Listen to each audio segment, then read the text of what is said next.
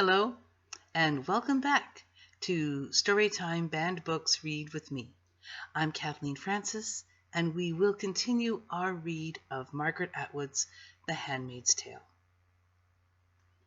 Part 3, Night, Chapter 7.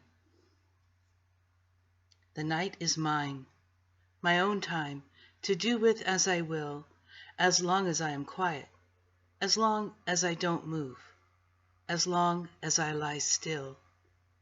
The difference between lie and lay. Lay is always passive. Even men used to say, "I'd like to get laid," though sometimes they said, "I'd like to lay her." All this is pure speculation. I don't really know what men used to say. I had only their words for it. I lie, then, inside the room, under the plaster eye in the ceiling, behind the white curtains, between the sheets, neatly as they, and step sideways out of my own time, out of time, though this is time, nor am I out of it. But the night is my time out. Where should I go? Somewhere good. Mora, sitting on the edge of my bed, legs crossed, ankle on knee, in her purple overalls, one dangly earring, the gold fingernails she wore to be eccentric, a cigarette between her stubby, yellow-ended fingers. "Let's go for a beer." "You're getting ashes in my bed," I said. "If you'd made it, you wouldn't have this problem," said Mora. "In half an hour," I said. "I had a paper due the next day. What was it? Psychology, English, economics? We studied things like that." Then, on the floor of the room there were books, opened face down, this way and that, extravagantly. "Now," said Mora, "you don't need to paint your face. It's only me. What's your paper on? I did one on date rape." "Date rape," I said. "You're so trendy. It sounds like some kind of dessert." "Date rapé." "Ha ha," said Mora. "Get your coat." She got it herself and tossed it at me. "I'm borrowing $5 off you, okay?" Or in a park somewhere, with my mother. How old was I? It was cold. Our breaths came out in front of us. There were no leaves on the trees. Gray sky. 2 ducks in the pond. Disconsolate. Breadcrumbs under my fingers, in my pocket. That's it. She said we were going to feed the ducks. But there were some women burning books. That's what she was really there for. To see her friends. She'd lie to me. Saturdays were supposed to be my day. I turned away from her, sulking, toward the ducks, but the fire drew me back. There were some men, too, among the women, and the books were magazines. They must have poured gasoline because the flame shot high, and then they began dumping the magazines from boxes, not too many at a time. Some of them were chanting. Onlookers gathered. Their faces were happy, ecstatic almost. Fire can do that. Even my mother's face, usually pale, thinnish, looked ruddy and cheerful, like a Christmas card. And there was another woman, large, with a soot smear down her cheek and an orange knitted cap. I remember her. "You want to throw one on, honey?" she said. How old was I? "Good riddance to bad rubbish," she said, chuckling. "It okay?" she said to my mother. "If she wants to," my mother said. She had a way of talking about me to others as if I couldn't hear. The woman handed me one of the magazines. It had a pretty woman on it, with no clothes on, hanging from the ceiling by a chain wound around her hands. I looked at it with interest. It didn't frighten me. I thought she was swinging like Tarzan from a vine on the TV. "Don't let her see it," said my mother. "Here," she said to me, "toss it in, quick." I threw the magazine into the flames. It riffled open in the wind of its burning. The big flakes of paper came loose, sailed into the air, still on fire, parts of women's bodies turning to black ash, in the air, before my eyes. But then what happens? But then what happens? I know I lost time. There Must have been needles, pills, something like that. I couldn't have lost that much time without help. You have had a shock, they said. I would come up through a roaring and confusion, like surf boiling.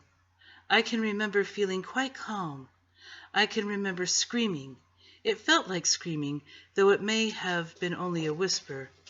Where is she? What have you done with her? There was no night or day, only a flickering. After a while, there were chairs again, and a bed, and after that, a window. She's in good hands, they said, with people who are fit. You are unfit, but you want the best for her, don't you?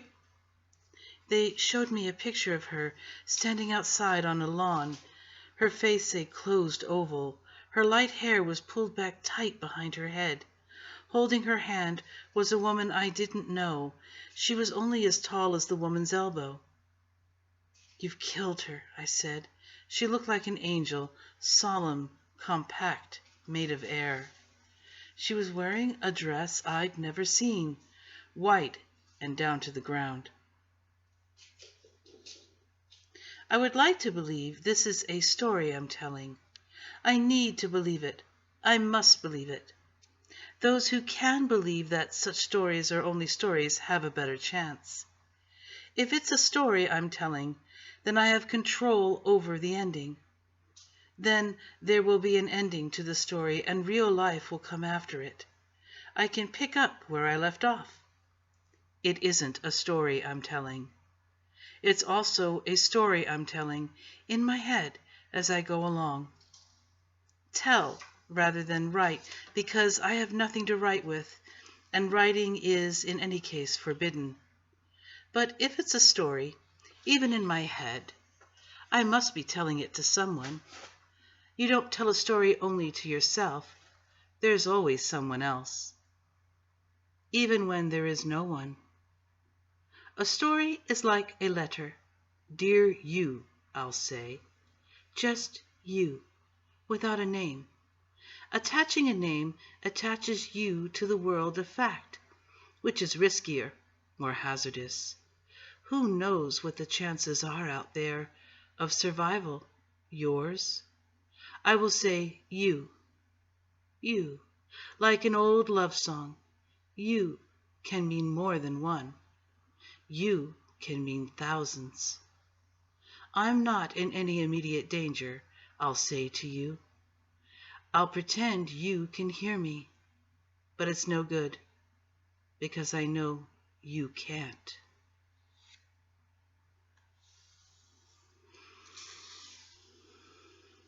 Four. Waiting Room. Chapter 8. The good weather holds. It's almost like June, when we would get out our sundresses and our sandals and go for an ice cream cone. There are 3 new bodies on the wall.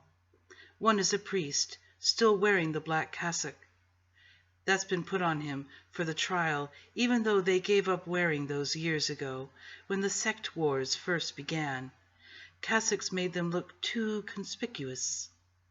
The 2 others have purple placards hung around their necks. Gender treachery. Their bodies still wear the guardian uniforms. Caught together, they must have been, but where? A barracks? A shower? It's hard to say. The snowman with the red smile is gone. We should go back, I say to Ofglin. I'm always the one to say this. Sometimes I feel that if I didn't say it, she would stay here forever. But is she mourning or gloating? I still can't tell. Without a word, she swivels, as if she's voice activated, as if she's on little oiled wheels, as if she's on top of a music box. I resent this grace of hers. I resent her meek head, bowed as if into a heavy wind, but there is no wind. We leave the wall, walk back the way we came in the warm sun. It's a beautiful May day, Ofglin says. I feel rather than see her head turned towards me, waiting for a reply. Yes, I say. Praise be, I add as an afterthought. May Day used to be a distress signal a long time ago, in one of those wars we studied in high school. I kept getting them mixed up, but you could tell them apart by the airplanes if you paid attention. It was Luke who told me about May Day, though. May Day, for pilots whose planes had been hit, and ships, was it ships too, at sea? Maybe it was SOS for ships. I wish I could look it up. And it was something from Beethoven, for the beginning of the victory in one of those wars. Do you know what it came from? Said Luke. May Day? No, I said. It's a strange word to use for that, isn't it? Newspapers and coffee on Sunday mornings before she was born. There were still newspapers then. We used to read them in bed. It's French, he said, from m'aider. Help me. Coming towards us, there's a small procession, a funeral. 3 women, each with a black transparent veil thrown over her headdress. An Akana wife and 2 others, the mourners, also Akana wives, her friends perhaps. Their striped dresses are worn-looking, as are their faces. Some day, when times improve, says Aunt Lydia, no one will have to be an Akana wife. The first one is the bereaved, the mother. She carries a small black jar. From the size of the jar, you can tell how old it was when it foundered inside her, flowed to its death. 2 or 3 months, too young to tell whether or not it was an unbaby. The older ones and those that die at birth have boxes. We pause out of respect while they go by. I wonder if Ofglen feels what I do, pain like a stab in the belly. We put our hands over our hearts to show these stranger women that we feel with them in their loss. Beneath her veil, the first one scowls at us. One of the others turns aside, spits on the sidewalk. The Akana wives do not like us. We go past the shops and come to the barrier again and are passed through. We continue on among the large empty-looking houses, the weedless lawns. At the corner near the house where I'm posted, Ofglen stops, turns to me. Under his eye, she says, the right farewell. Under his eye, I reply, and she gives a little nod. She hesitates, as if to say something more, but then she turns away and walks down the street. I watch her. She is like my own reflection in a mirror from which I am moving away. In the driveway, Nick is polishing the whirlwind again. He's reached the chrome at the back.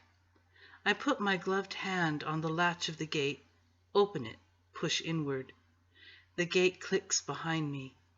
The tulips along the border are redder than ever, opening, no longer wine cups but chalices, thrusting themselves up. To what end? They are, after all, empty. When they are old, they turn themselves inside out, then explode slowly, the petals thrown out like shards. Nick looks up and begins to whistle. Then he says, "Nice walk?" I nod, but do not answer with my voice. He isn't supposed to speak to me. Of course, some of them will try, said Aunt Lydia. All flesh is weak. All flesh is grass, I corrected her in my head. They can't help it, she said. God made them that way, but he did not make you that way. He made you different. It's up to you to set the boundaries. Later, you will be thanked. In the garden behind the house, the commander's wife is sitting in the chair she's had brought out. Serena Joy. What a stupid name. It's like something you'd put on your hair in the other time, the time before, to straighten it. Serena Joy, it would say on the bottle, with a woman's head in cut paper silhouette on a pink oval background with scalloped gold edges. With everything to choose from in the way of names, why did she pick that one? Serena Joy was never her real name, not even then. Her real name was Pam. I read that in a profile on her in a news magazine long after I'd first watched her singing while my mother slept in on Sunday mornings. By that time, she was worthy of a profile. Time or Newsweek it must have been. She wasn't singing anymore by then. She was making speeches. She was good at it. Her speeches were about the sanctity of the home, about how women should stay home. Serena Joy didn't do this herself. She made speeches instead, but she presented this failure of hers as a sacrifice she was making for the good of all. Around that time, someone tried to shoot her and missed. Her secretary, who was standing right behind her, was killed instead. Someone else planted a bomb in her car, but it went off too early.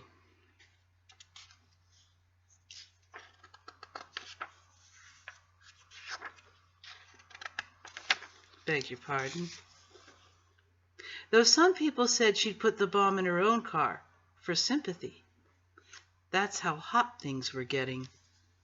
Luke and I would watch her sometimes on the late night news. Bathrobes, nightcaps. We'd watch her sprayed hair and her hysteria, and the tears she could still produce at will, and the mascara blackening her cheeks. By that time, she was wearing more makeup. We thought she was funny. Or Luke thought she was funny. I only pretended to think so. Really, she was a little frightening. She was in earnest. She doesn't make speeches anymore. She has become speechless. She stays in her home, but it doesn't seem to agree with her. How furious she must be, now that she's been taken at her word. She's looking at the tulips. Her cane is beside her, on the grass. Her profile is toward me. I can see that in the quick sideways look I take at her as I go past. It wouldn't do to stare. It's no longer a flawless cut paper profile. Her face is sinking in upon itself, and I think of those towns built on underground rivers, where houses and whole streets disappear overnight into sudden quagmires, or coal towns collapsing into the mines beneath them. Something like this must have happened to her, once she saw the true shape of things to come. She doesn't turn her head. She doesn't acknowledge my presence in any way, although she knows I'm there. I can tell she knows. It's like a smell, her knowledge, something gone sour, like old milk. "It's not the husbands you have to watch out for," said Aunt Lydia. "It's the wives. You should always try to imagine what they must be feeling. Of course they will resent you. It's only natural. Try to feel for them." Aunt Lydia thought she was very good at feeling for other people. "Try to pity them. Forgive them, for they know not what they do." Again the tremulous smile of a beggar, the weak-eyed blinking, the gaze upward, through the round, steel-rimmed glasses, toward the back of the classroom, as if the green-painted plaster ceiling were opening and God on a cloud of pink pearl face powder were coming down through the wires and sprinkler plumbing. "You must realize that they are defeated women. They have been unable—" Here her voice broke off, and there was a pause, during which I could hear a sigh, a collective sigh from those around me. It was a bad idea to rustle or fidget during these pauses. Aunt Lydia might look abstracted, but she was aware of every twitch, so there was only the sigh. "The future is in your hands," she resumed. She held her own hands out to us, the ancient gesture that was both an offering and an invitation, to come forward into an embrace, an acceptance. "In your hands," she said, looking down at her own hands as if they had given her the idea. But there was nothing in them. They were empty. It was our hands that were supposed to be full of the future, which could be held but not seen. I walk around to the back door, open it, Go in, set my basket down on the kitchen table. The table has been scrubbed off, cleared of flour. Today's bread, freshly baked, is cooling on its rack. The kitchen smells of yeast, a nostalgic smell. It reminds me of other kitchens, kitchens that were mine. It smells of mothers, although my own mother did not make bread. It smells of me in former times, when I was a mother. This is a treacherous smell, and I know I must shut it out. Rita is there, sitting at the table, peeling and slicing carrots. Old carrots they are, thick ones, overwintered, bearded from their time in storage. The new carrots, tender and pale, won't be ready for weeks. The knife she uses is sharp and bright and tempting. I would like to have a knife like that. Rita stops chopping the carrots, stands up, takes the parcels out of the basket almost eagerly. She looks forward to seeing what I've brought, although she always frowns while opening the parcels. Nothing I bring fully pleases her. She's thinking she could have done better herself. She would rather do the shopping, get exactly what she wants. She envies me the walk. In this house, we all envy each other something. They've got oranges, I say, at Milk and Honey. There are still some left. I hold out this idea to her like an offering. I wish to ingratiate myself. I saw the oranges yesterday, but I didn't tell Rita. Yesterday she was too grumpy. I could get some tomorrow if you'd give me the tokens for them. I hold out the chicken to her. She wanted steak today, but there wasn't any. Rita grunts, not revealing pleasure or acceptance. She'll think about it. Grunt. That's what the grunt says, and in her own sweet time. She undoes the string on the chicken and the glazed paper. She prods the chicken, flexes a wing, pokes a finger into the cavity, fishes out the giblets. The chicken lies there, headless and without feet, goose-pimpled as though shivering. Bath day, Rita says, without looking at me.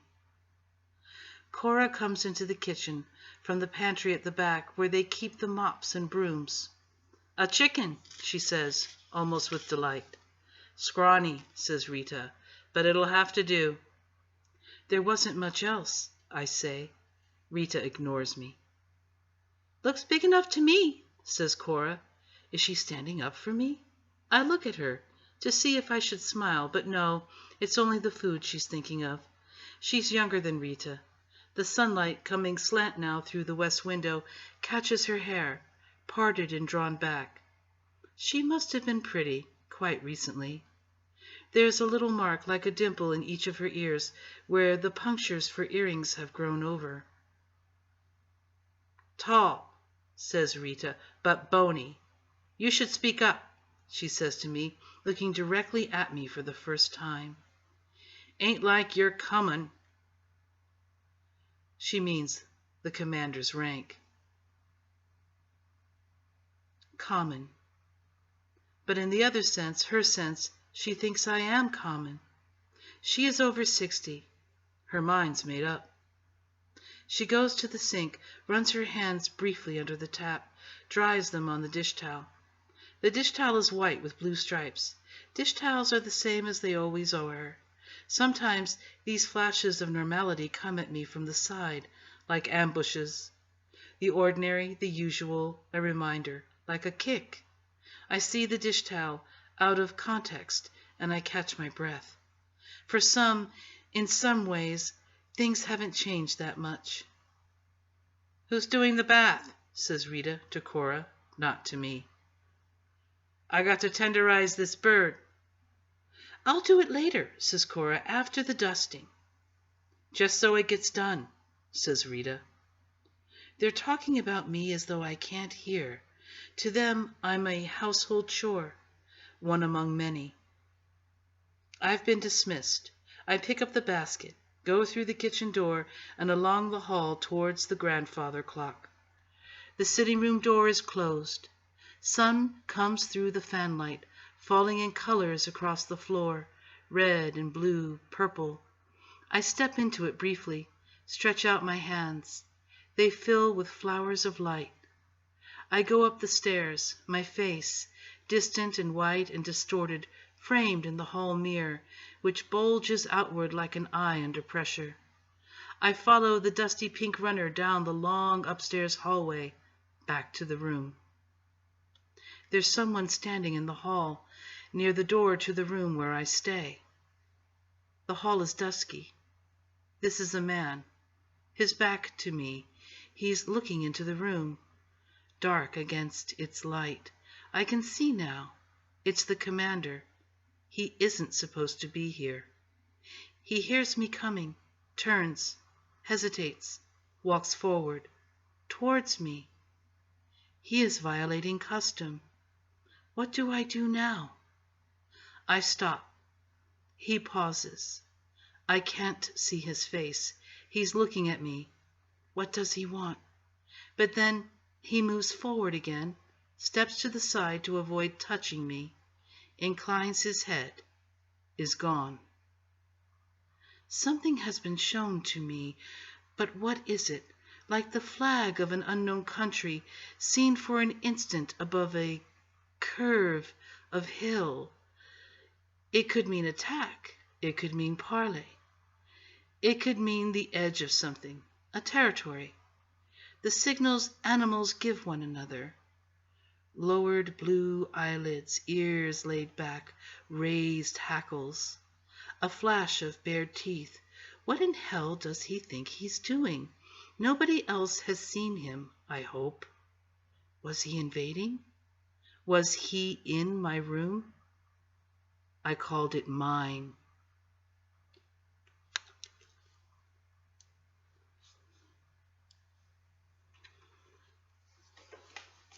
The noise you heard earlier was Cleo.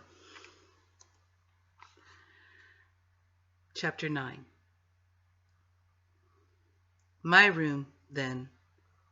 There has to be some space, finally, that I can claim as mine, even in this time. I'm waiting in my room, which right now is a waiting room. When I go to bed, it's a bedroom. The curtains are still wavering in the small wind. The sun outside is still shining, though not in through the window directly. It has moved west. I am trying not to tell stories, or at any rate, not this one. Someone has lived in this room before me, someone like me, or I prefer to believe so. I discovered it 3 days after I was moved here. I had a lot of time to pass. I decided to explore the room, not hastily as one would explore a hotel room, expecting no surprise, opening and shutting the desk drawers, the cupboard drawers, unwrapping the tiny individually wrapped bar of soap, prodding the pillows. Will I ever be in a hotel room again? How I wasted them, those rooms, that freedom from being seen. Rented license. In the afternoons, when Luke was still in flight from his wife, when I was still imaginary for him, before we were married and I solidified, I would always get there first, check in. It wasn't that many times, but it seems now like a decade, an era. I can remember what I wore, each blouse, each scarf. I would pace, waiting for him, turn the television on and then off, dab behind my ears with perfume. Opium, it was. It was in a Chinese bottle, red and gold. I was nervous. How was I to know he loved me? It might be just an affair. Why did we ever say just? Though at that time men and women tried each other on, casually, like suits, rejecting whatever did not fit. The knock would come at the door. I'd open with relief, desire. He was so momentary, so condensed, and yet there seemed no end to him. We would lie in those afternoon beds afterwards, hands on each other, talking it over. Possible, impossible. What could be done? We thought we had such problems. How were we to know we were happy?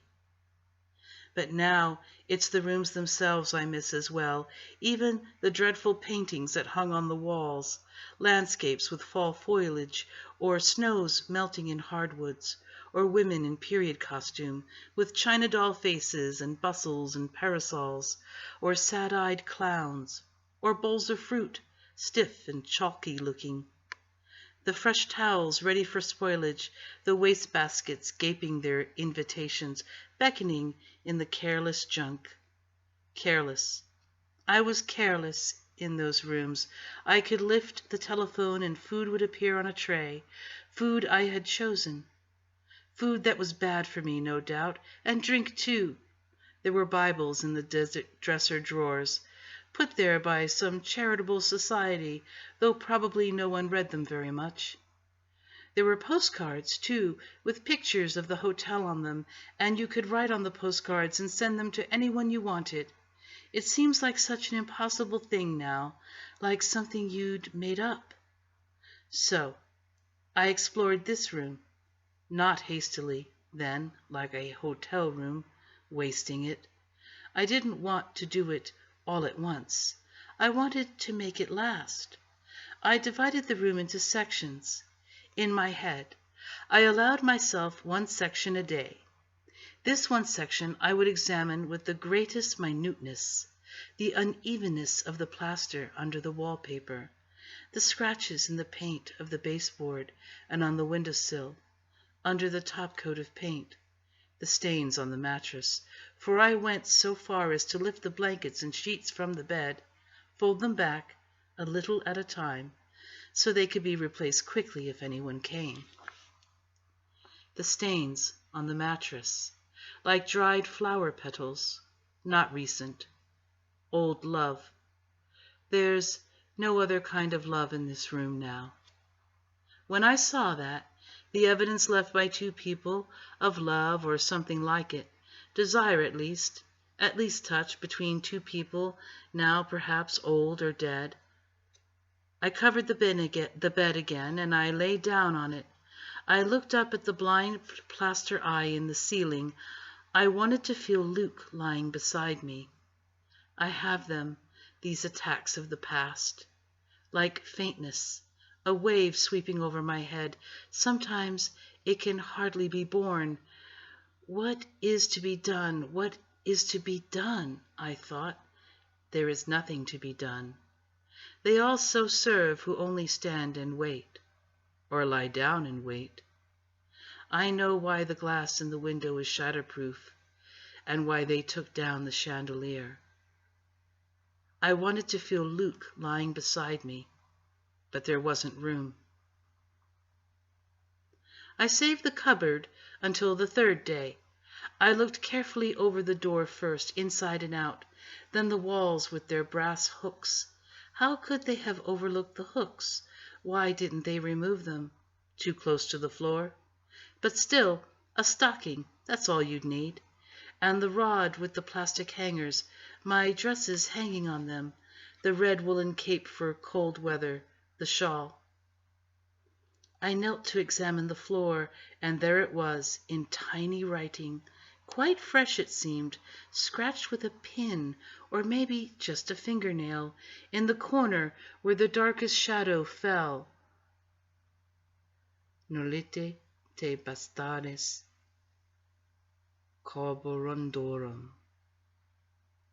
I didn't know what it meant, or even what language it was in. I thought it might be Latin, but I didn't know any Latin. Still, it was a message, and it was in writing, forbidden by that very fact, and it hadn't yet been discovered, except by me, for whom it was intended. It was intended for whoever came next. It pleases me to ponder this message. It pleases me to think I'm communing with her, this unknown woman, for she is unknown. Or if known, she has never been mentioned to me. It pleases me to know that her taboo message made it through to at least one other person, washed itself up on the wall of my cupboard, was opened and read by me. Sometimes I repeat the words to myself. They give me a small joy. When I imagine the woman who wrote them, I think of her as about my age, maybe a little younger. I turn her into Mora as she was when she was in college, in the room next to mine, quirky, jaunty, athletic, with a bicycle once and a knapsack for hiking. Freckles, I think, irreverent, resourceful. I wonder who she was or is, and what's become of her. I tried that out on Rita the day I found the message. Who was the woman who stayed in that room, I said, before me? If I asked it differently, if I'd said, was there a woman who stayed in the room before me, I might not have gotten anywhere. Which one? She said. She sounded grudging, suspicious, but then she almost always sounds like that when she speaks to me. So there must have been more than one. Some haven't stayed their full term of posting, their full 2 years. Some have been sent away for one reason or another, or maybe not sent, gone. The lively one, I was guessing, the one with freckles. You know her? Rita asked, more suspicious than ever. I knew her before. I lied. I heard she was here. Rita accepted this. She knows there must be a grapevine, an underground of sorts. She didn't work out, she said. In what way? I asked, trying to sound as neutral as possible. But Rita clamped her lips together. I am like a child here. There are some things I must not be told. What you don't know won't hurt you, was all she would say. We'll stop there. Thank you for joining me.